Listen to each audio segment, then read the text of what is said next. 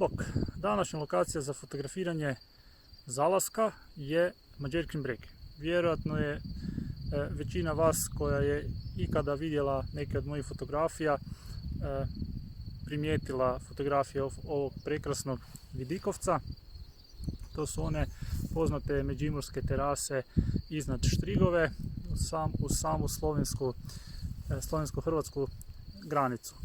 Zašto je danas ova lokacija odabrana? Pa odabrao sam ju zbog toga jer prema istoku se pružaju oblaci i to oni visoki sve u nedogled. Dok sa zapada, odnosno sa sjeverozapada, se lagano otvara se pogled, vedrina i moja prognoza je takva da će se baš u trenutku kad sunce bude vrlo blizu ili na samome zalasku uspjeti pokazati tamo u onom kutu ispod oblaka, što bi moglo značiti spektakl na ovim oblacima koje sam pokazao malo prije. Znači, ako ih sunce uspije osvijetliti fino s donje strane, nebo će nekoliko trenutaka gorjeti intenzivnim naranđastim i crvenim tonovima, što bi mogla biti prilika za vrlo lijepe kadrove ovdje na ovom brijegu. Terase su svježe, terase vinograda su svježe uređene, nema nikakvog smeća, ima možda malo ovi betonski stupovi mogu smetati, ali mislim da neće to biti nikakva velika neprilika. Za poziciju fotografiranja odabrao bih onaj brijeg koji sad vidite iza mene, tako da mi ovaj glavni brijeg, znači ovaj ovdje brijeg, bude u kadru prema suncu zalazećem. Razmišljam o toj kombinaciji, a možda i da sa ove pozicije gdje sada stojim fotografiram onaj tamo brijeg, tako da ga obasja nisko sunce. Tu bi mogao biti problem jer je onaj tamo brijeg je malo niži od ovog, što znači da će odmah nakon što se sunce pokaže, ako se uopće pokaže, ono tamo strana biti u sjeni osim samog vrha, znači osim samog drveća na vrhu tog brežuljka. Pa ništa, idem sad uzeti fotoaparat iz auta i malo procunjati okolo, vidjeti koja lokacija bi mi najbolje odgovarala za pretpostavljeni spektakularni zalazak sunca.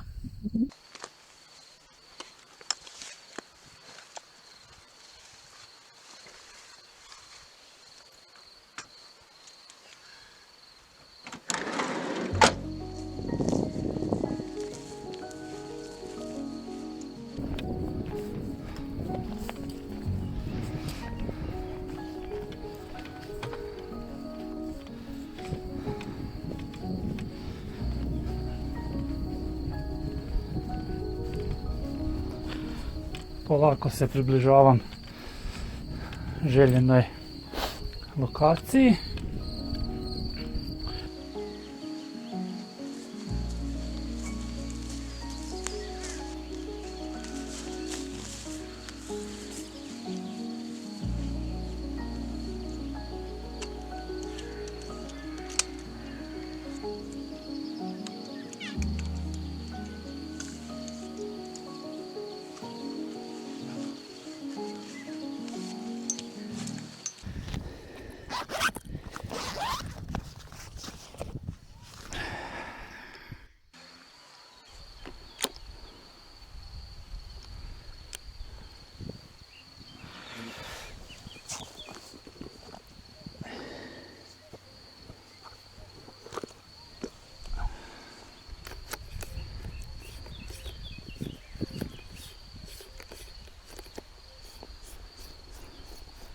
Stavljam polarizator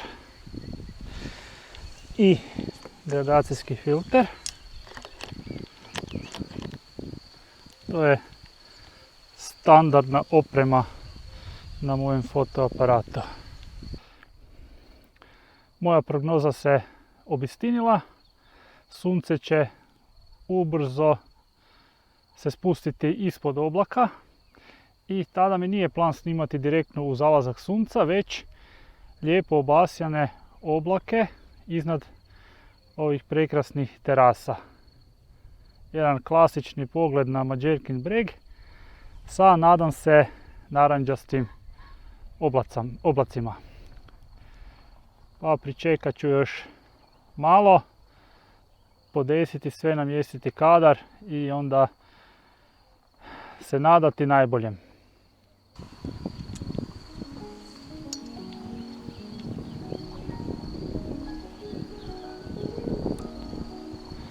Možda bi mogao spustiti se još jednu terasu niže. Da, tako da imam što više onih terasa dole u kadru. Mada ni ovako ne izgleda loše, ali ipak ću se spustiti dole.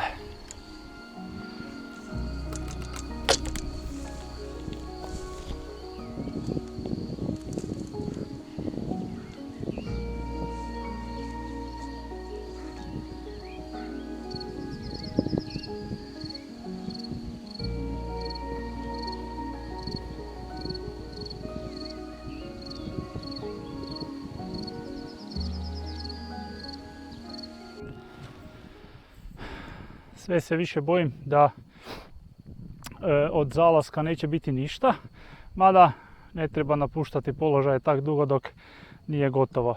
Spustit ću se još jednu stepenicu niže kako bi izbjegao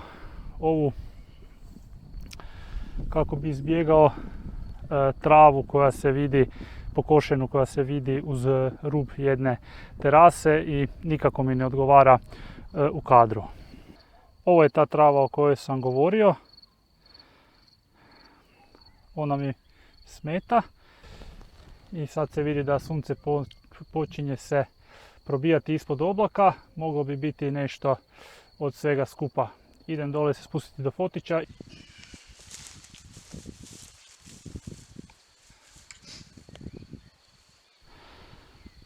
Počeli su se lijepo bojati oblaci. Pa ću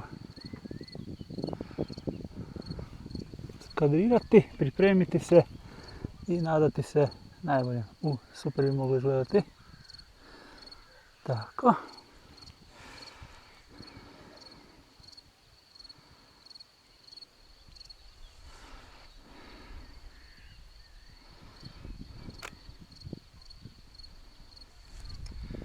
Manualni fokus, stabilizacija isključi.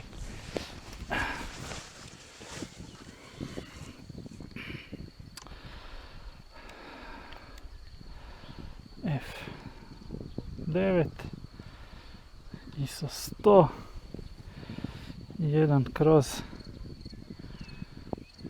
pol sekunde, malo presvjetlo. Tako. Mislim da sam gadno zeznuo u procjeni. Ova strana naravno da neće dobiti ništa svjetla, međutim čini mi se da se s one strane dešava ipak nešto malo zanimljivije.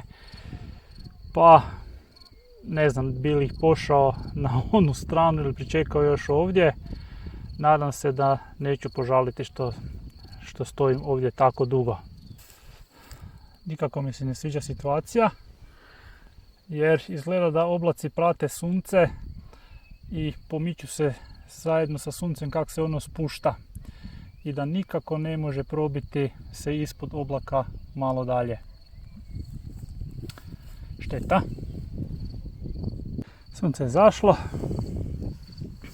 sakrilo se u potpunosti iza oblaka i onih tamo u daljini iznad horizonta. Ovo je potez očajnika, probat ću ipak nekakav kadrić složiti sa ovim crvenim bojama koje se ipak malo probijaju kroz oblake. I tu je nekako stablo, trava, pa vidjet ćemo šta će uspjeti od toga. Iako ovaj izlazak nije završio baš najbolje i najuspješnije, nisam baš u potpunosti nezadovoljan. Ipak sam se malo prošetao, izašao na svježi zrak. Nedjelja nakon obilnog ručka i kolača trebalo je malo protegnuti noge, pa makar i bez dobre fotografije se vratiti doma. Kako se ja s fotografiranja vrlo rijetko, gotovo nikad ne vraćam bez jedne snimljene fotografije, odlučio sam izvući iz rukava posljednjeg asa, a to je duga ekspozicija. Vidjet ću što će se skuhati za 6 minuta kada ovi oblaci polako, dosta su ljeni, kad polako pređu svoj put za tih 6 minuta. Još jedan kadar sam uočio, a to je malo niže prema Štrigovi. Tamo bi mogao uključiti ovu cestu kao liniju vodilju i oblaci su na tu stranu malo razigraniji, pa možda se još izrodi neka dobra fotka. Prva ekspozicija duga je završila.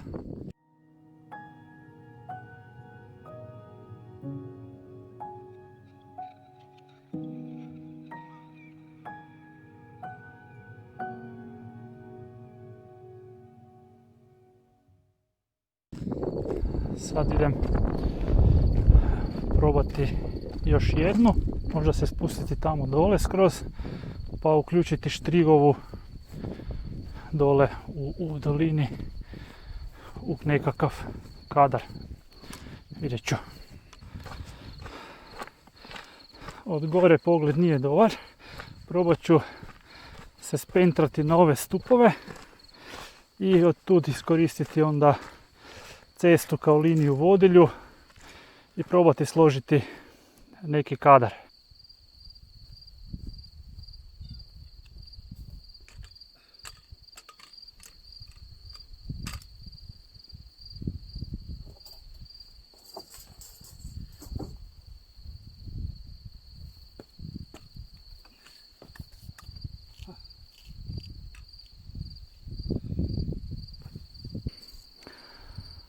Dole se vidi lijepog Štrigova. Cesta. I to je to. Znači, ova cesta je moja linija vodilja kroz kadar.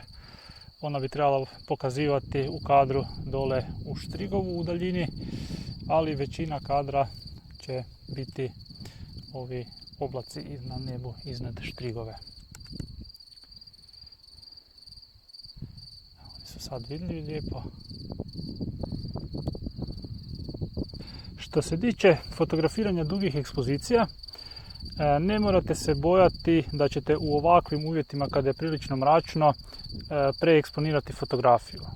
Razlika između 6 i 12 minuta je tek jedna blenda. Znači sve ove minute između minimalno će utjecati na ekspoziciju. Jednako tako između 2 i 4 minute opet vam je razlika jedna blenda. I ta jedna blenda neće znatno utjecati na osvjetljenje fotografije. Problem se može desiti ako, kao u sceni iza mene, imate relativno tamne dijelove slike, poput oblaka i čistog neba koje prilično svijetli od njih. Tada postoji velika vjerojatnost da će vam ti svijetli dijelovi, ako ste neoprezni sa ekspozicijom, biti preeksponirani. Ja uvijek nastojim duge ekspozicije malo podeksponirati.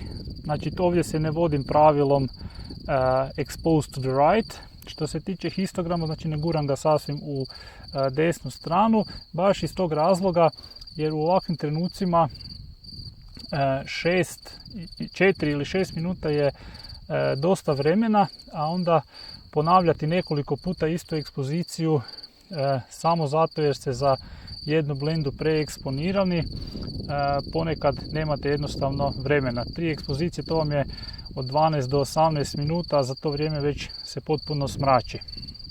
Zato nastojim pogoditi od prve ili barem od druge i radije malo podeksponiram nego da imam preeksponiranu fotografiju koju nikako ne mogu spasiti.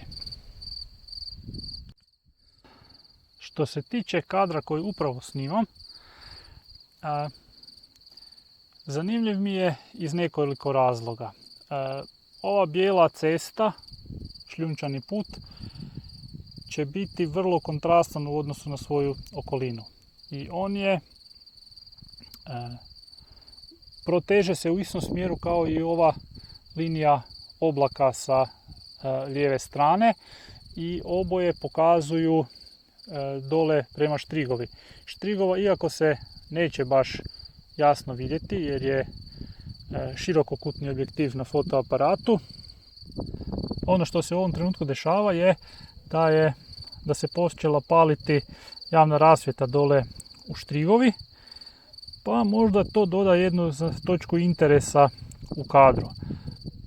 Prva duga ekspozicija je završila, prilično je malo je pretamna, međutim mislim da ću uspjeti u obradi izvući nešto iz nje.